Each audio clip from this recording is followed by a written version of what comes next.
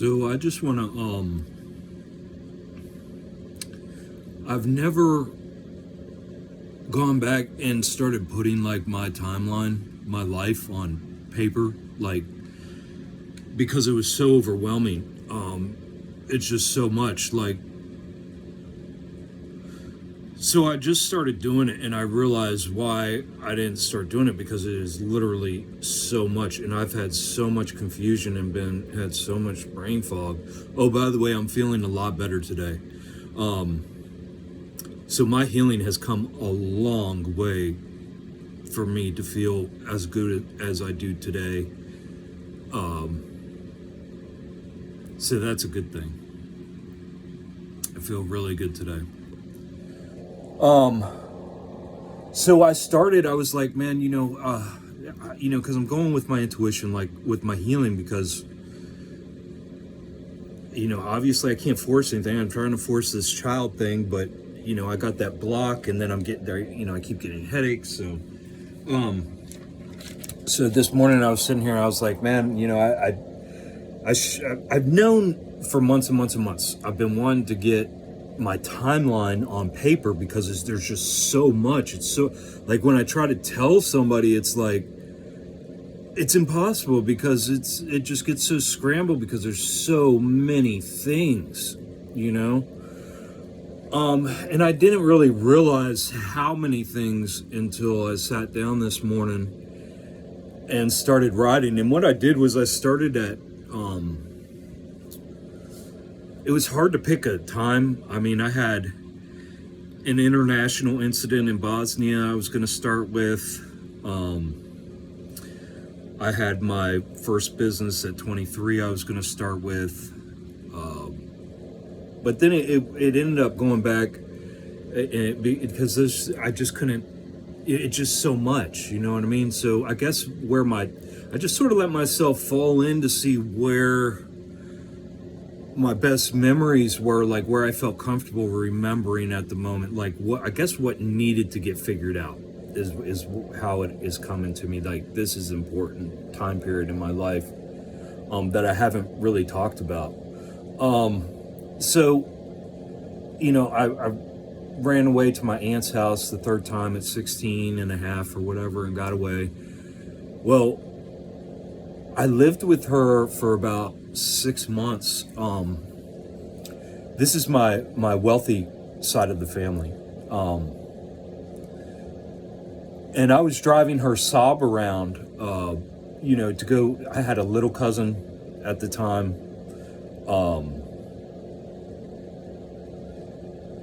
And I had a couple cousins, and anyway, so I would run errands for her, basically,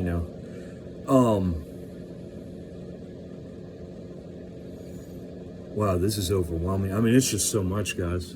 Wow.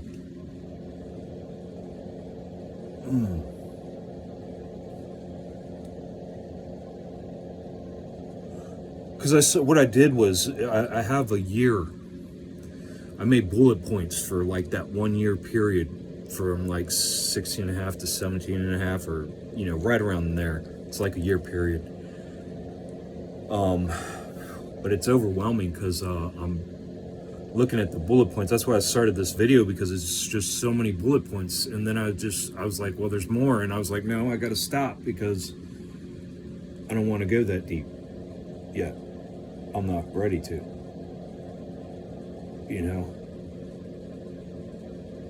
So I guess that's just part of the peeling the onion layer, because I don't think I've talked about this is to anybody, really. I mean, I have to, like, people I know. But anyway, so I moved in with my aunt, and I immediately, just became. It was crazy, man. I mean, you can imagine, I was locked up. I mean, I came from unbelievably, like, caged prison like a rat for my childhood, and then came in and basically had freedoms, to do things. Well, one night, so about a few months later, after I've been living with them, I'd take me and my cousin, my male cousin is about 2 years younger than me. It was me, him, and his best friend, and these are very extremely wealthy people. We're over at one of their friends' houses, and I had taken them there in the Saab. We were drinking, and then it was time to go, and we had to get back to the house before my aunt and uncle did. And so we jumped in the car, and we were on, a back dirt road, and I hit 60 miles an hour going around a freaking dead end curve, and went through the woods and almost killed us. So that happened, and what had happened was I blamed it on a deer. That's where I learned.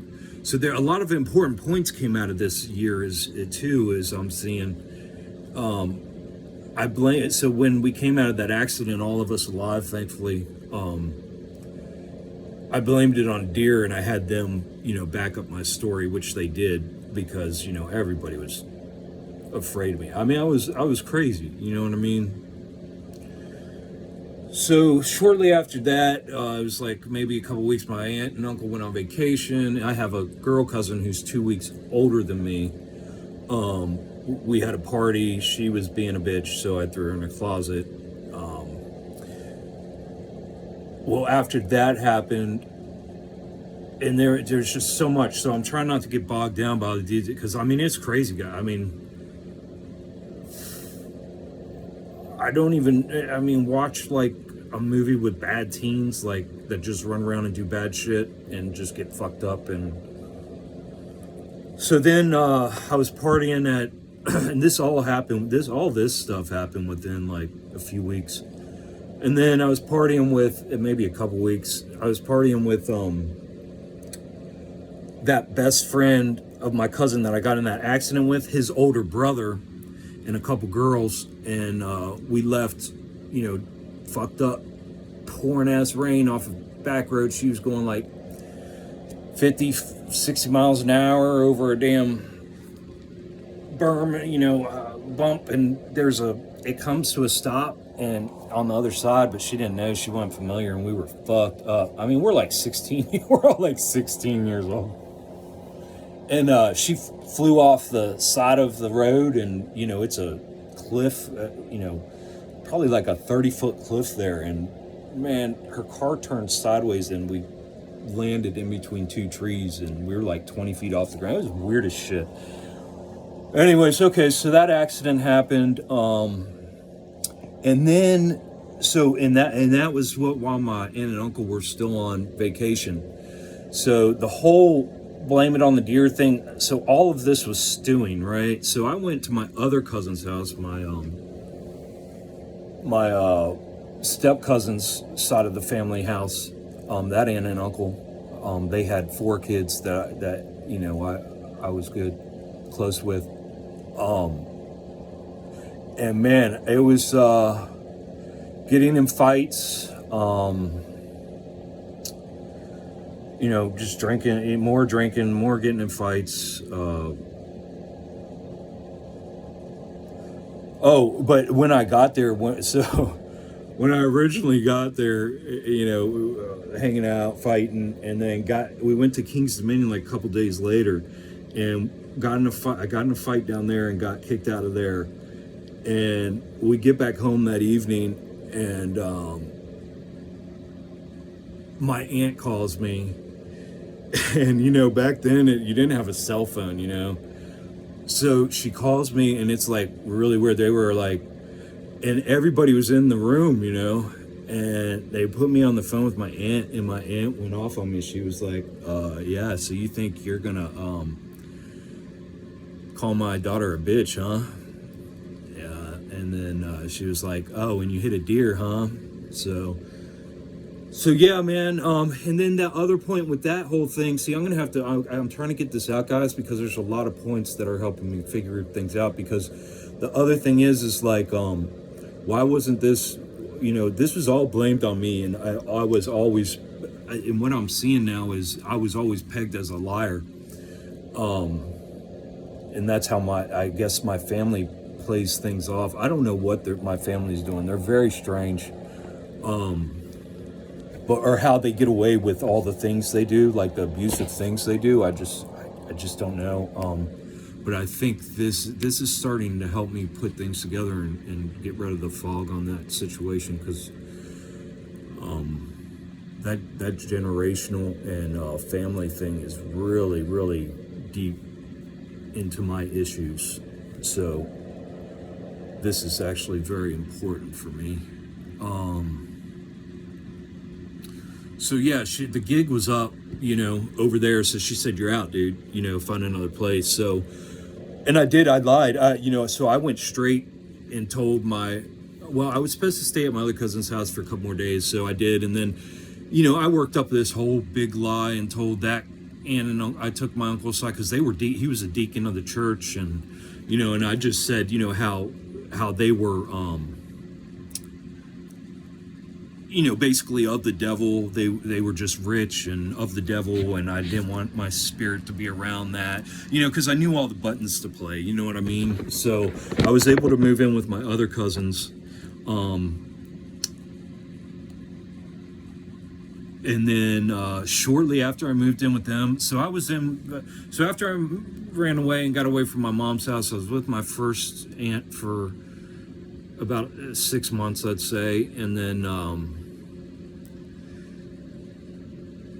and like, why, they're gonna peg me as a liar. I mean, she knew that, like, my aunt, that's how, like, when I moved in, my mom, when my aunt helped me move into her house and get away from my mom had called her up and was threatening my aunt with the police and everything, right, to come get me because I was her son. That's how bold my mom was. And my aunt was like, "Tina, I don't think you want to go there, I don't think you want to do this." And because nobody wanted to know. Nobody asked me anything. Nobody wanted to know the abuse. Nobody wanted to know. Nobody has ever asked me anything. Nobody. And anytime, it's silent. It's like, "Oh my God, shut the fuck up. He doesn't go there." It's very weird, guys. I'm saying there's something weird going on. So this is really helping me out. Like, I didn't even realize, like, I literally sat here and started with my international incident while I was in Bosnia. I was going to start there and try to figure things out. And then I went to, it was something, I went to, my mind's just, it's like things are realigned, like things are happening in my brain now. Like, I'm healing just because I'm starting to figure this out. And I haven't been able to put this on paper because my brain's been so confused. I mean, you guys have been fun. Anybody who's been watching me knows what I've been doing and trying to do. And so this is where I'm at finally, guys. I'm breaking through. So shortly after I moved in with my other aunt and uncle, we went on vacation up to Canada because they had family up there. We were getting in fights up there. I mean, in front of the whole town. You know what I mean? It was crazy, dude. Drinking, just kept on drinking. I started going to, and this was justified. The fighting in Canada, check this out. This is what I'm saying. This is what fucks you up so bad as a kid with all this religious horse shit, is because these people, what happens is these people use it, and when they're together, they all agree in groupthink, but when they're alone, they all have their own version of it. You know what I mean? And it's like, how do I know what your version is unless I've been around you? You know what I mean? Or, for most of them, it changes. It fluctuates based on their desires, So it's so fucking confusing. That's what I'm saying. That's where, what do you think? Would you think my fucking brain would be so fucked up with all this fucking confusion, trying to keep up with everybody's bullshit all the time? It's just not right, man. Why did none of these fucking adults question any of this shit? Why was I constantly told to be, I was told to be quiet, yes. But most of the time it was just that look, like, don't. Constantly, man. It's all lies. And now I'm seeing it. I'm sure that's what happened. I'm sure because see, I quit talking. I quit talking to people as I went along. I quit talking because I realized I was hurting people, and I didn't. And that's why I was as I was moving away from these people, I was happy. Like when I got out of that second cousin, I was happy because I didn't want to hurt them. You know what I mean? But I knew I couldn't. I was like uncontrollable. Like there was a rage inside of me. Fighting was the best thing. Drinking and fighting and fucking drinking and fighting. Those were the best ways. And yeah, because there was just such a rage that it had to come out. Fucking drinking and fighting.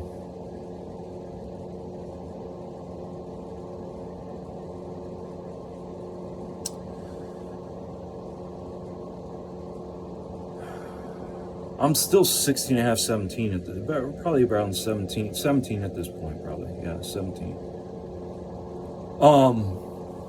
So we got in fights in Canada, and it was all justified. I mean, these Christians are so crazy. That's what I'm saying. See, I'm going to go down so many rabbit holes with this, guys. These Christians are so fucking crazy, man.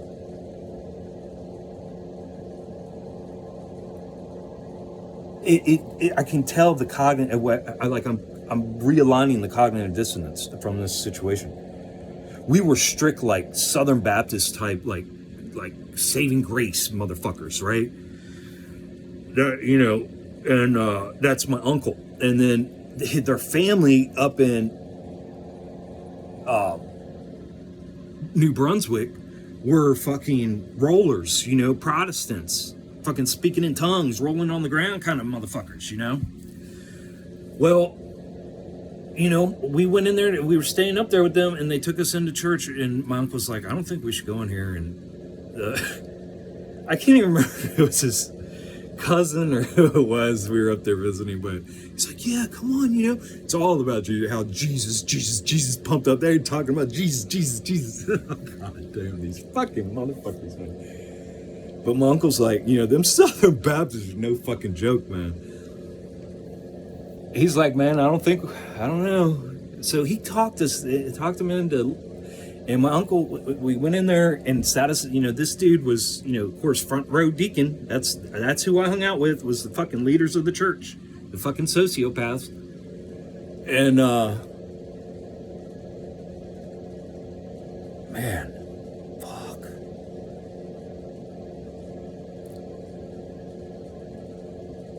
Wild, man. And so they started the service, and we, there was, it was my four cousins and me, so 5 kids. Oh, plus Crit, man. We had other cousins up there and other people too. Yeah, there's several people up there. So, and my uncle was in charge, So he sat us all up there in the front row, and man, they started that sermon, and you could see my fucking uncle, the fire inside him burning until it was steaming off of him. And when they started speaking in tongues, and that first person jumped up and started and hit the ground, man, my uncle said, look, I remember we were all looking at my uncle, and he goes, get up! And these churches, man, if you've never been to a roller church, but these churches are loud as fuck. He said that shit so fucking loud and marched us. Got us up and marched us out in the middle. Oh my God. But that's what I'm saying, like that. Those are the kind of people I was always around, just motherfuckers, man. Didn't have a motherfucking problem. And, saying whatever the fuck or doing whatever the fuck they wanted to do, But yeah, so then we got in multiple fights up there, me and my cousin. And in fact, we got in this one fight where and this was the final fight, because me and my cousin got in a fight at the damn town pool in front of the town and beat these boys' asses. These guys were like the town bullies, you know? And then, so like 2 days later was the town fair or whatever. And we got in this big fight at the town fair. And then the next day, so we were like, well, let's settle this, you know?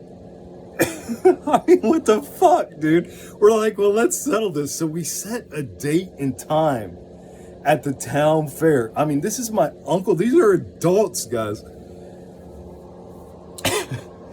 And we set a date and time, and we met like in this open dirt lot. And it was me and my boy cousins, and 2 of them were younger than me. And I was only, I was 17 at the time. Yeah, so my other cousin was like 14, and the other one was probably like 11 or 12. And then my other cousin was a couple years older than me, the one that me and him were fighting all the other people. And so we got there first, you know. Oh, and then my uncle, and then the dude, the deacon, the guy the whole church deal, you know. So he was there. So it was us, and we're down there, and then we had brought 2 cars, and we parked the cars, and we're all standing there waiting. Dude, all of a sudden, these fucking vehicles come pulling in and circled us like fucking the wagon trains, you know what I mean? And man, I mean, so I guess what I'm trying to explain is like, because I have a feral cat I'm raising right now, and it reminds me of me, you know, and I'm figuring out, you know, how deep this goes, because it's funny, you know, but it's not. Because there's a lot of pain and suffering that goes involved into being able to handle a situation like that, you know what I mean? And never coming down out of it. That's the problem. I mean, and the problem is that this is just, I'm like halfway through 1 year of my life.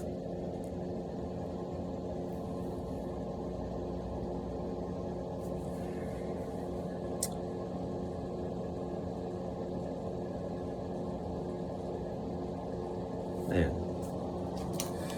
So those cousins ended up, we got back in,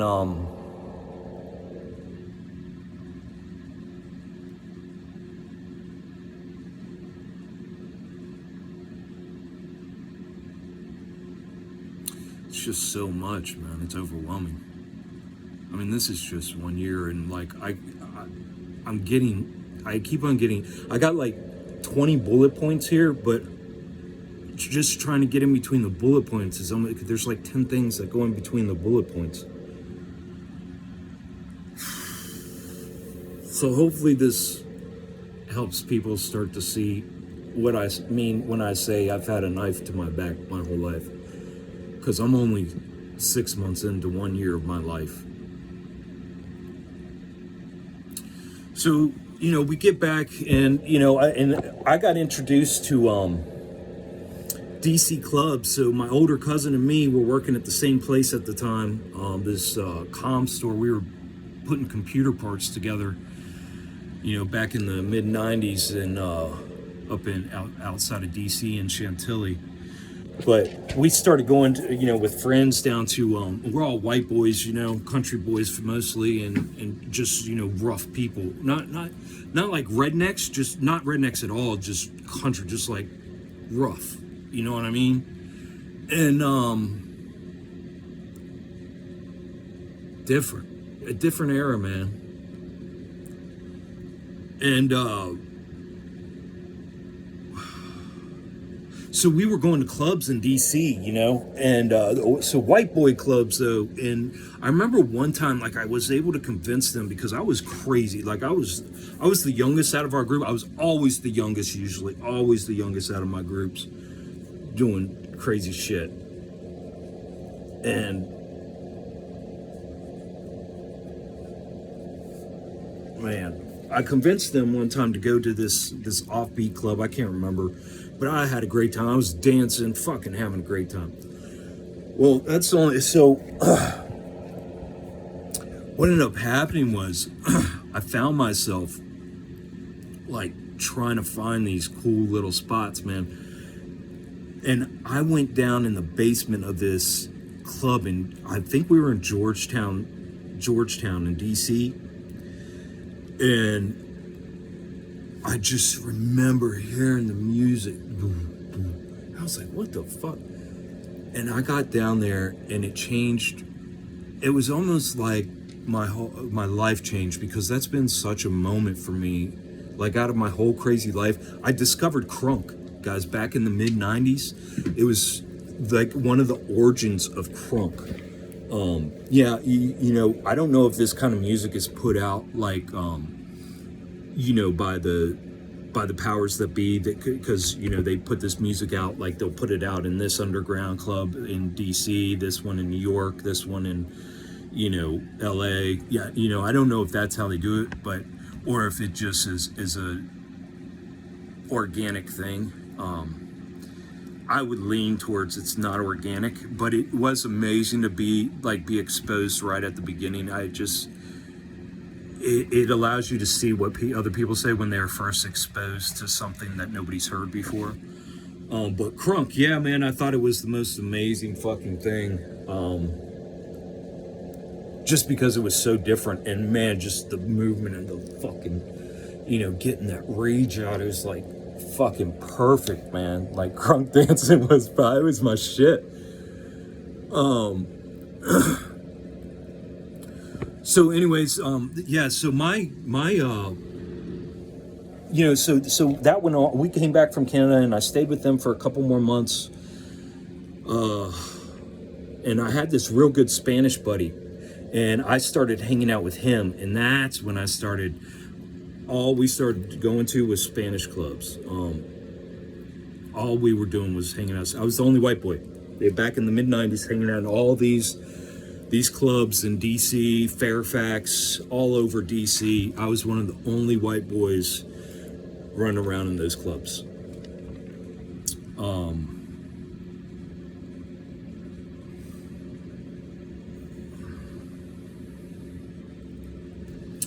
So my aunt and uncle, a couple months after we got back from Canada, ended up going on vacation.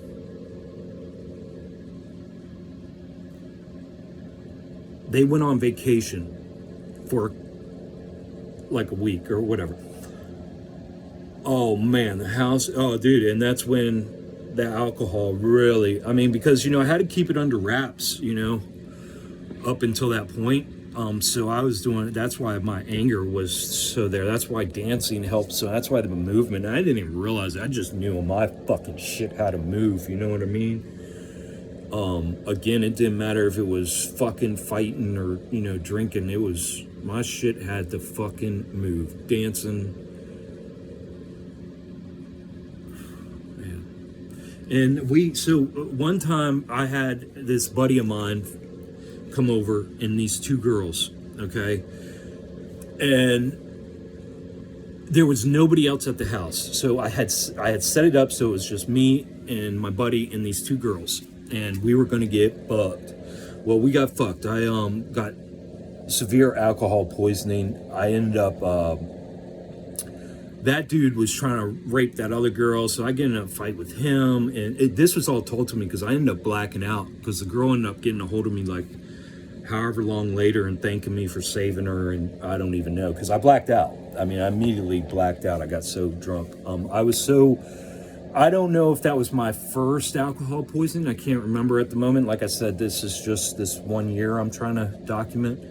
But that alcohol poisoning was so bad that what happened was I fought that guy and he left.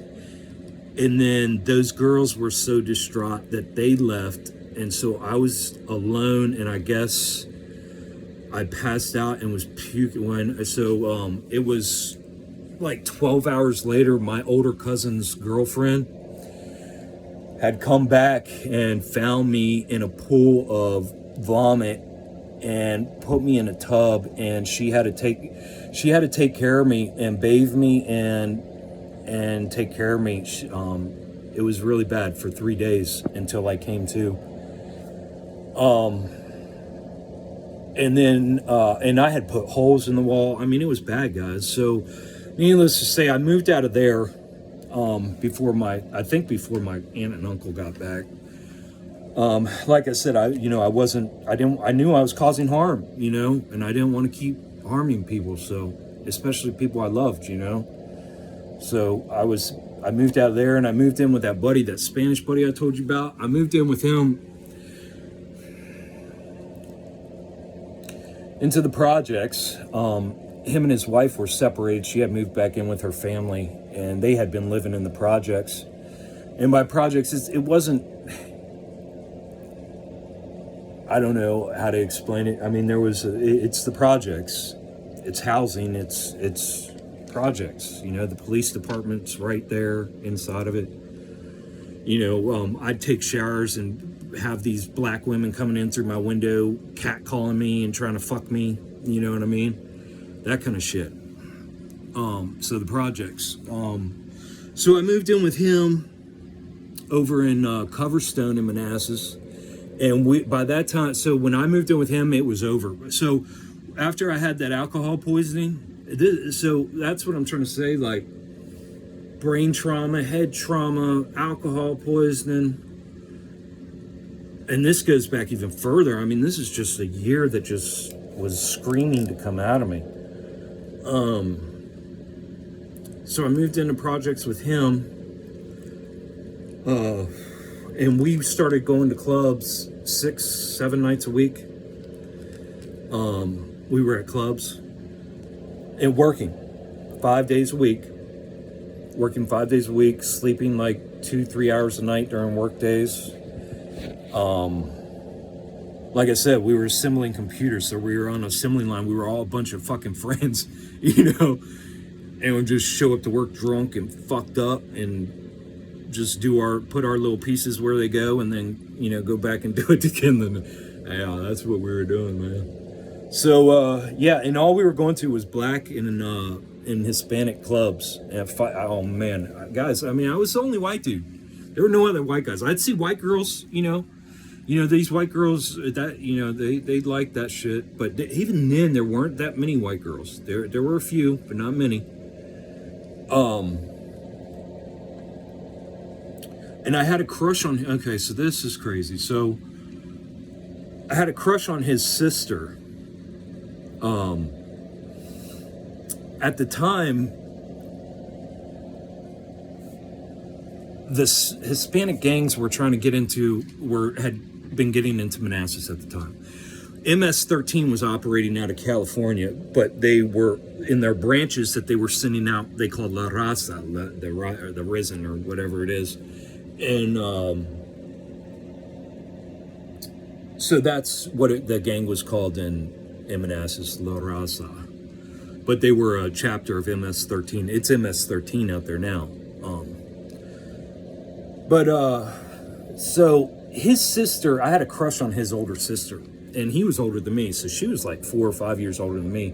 And she was the fiance of the leader of La Raza. And yeah, so it was crazy, guys. I mean, I went to gangster parties and all kinds of stupid shit, man. I saw so much stupid shit. And that's where, I always refused to be in a gang because I was like, man, all these weak motherfuckers, people just can't stand up for themselves. You know what I mean? I got into it with the Raza. I had no problem. I was surrounded by them many times. And I'll fucking tell them right what, because they knew, and see, this is why I got away with it though, is because at that time, we're talking about La Raza. We're not talking about MS-13. We're talking about La Raza. And then also the dude I was with, his sister was the fiance of their leader. So they couldn't fuck with me like that. You know what I mean? It started getting bad, and that's when I got away from all that. It's because I started pissing the wrong people off. You know what I mean? And then I said, fuck it. So I just kept on moving on. I still went to all these clubs and everything. And that's where I met my first wife. Uh, but I think that catches me up.